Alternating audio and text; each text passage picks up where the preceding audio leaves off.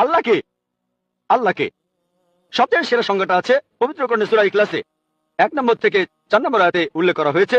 এখানে বলা হয়েছে যে কুল হুয়াল্লাহু আহাদ, বলো তিনি আল্লাহ এক অদ্বিতীয়, আল্লাহুস সামাদ, তিনি অবিনশ্বর চিরস্থায়ী, লাম ইয়ালিদ ওয়া লাম ইউলাদ, তিনি জন্ম নেননি, কাউকে জন্ম দেননি, ওয়া লাম ইয়াকুল লাহু কুফুয়ান আহাদ, তার সমতুল্য কেউ নেই। এই হলো 4 লাইনের সংজ্ঞা আল্লাহ সুবহানাহু ওয়া তাআলার। যদি কোনো মানুষ যদি কেউ বলে যে অমুক লোক আল্লাহ, সেই লোক যদি এই 4টা শর্ত পূরণ করতে পারে, আমাদের মুসলিমদের কোনো আপত্তি থাকবে না সেই লোককে আল্লাহ বলে মেনে নিতে। 4 লাইনের সংজ্ঞা, এটাই হলো ধর্মের লিটমাস টেস্ট।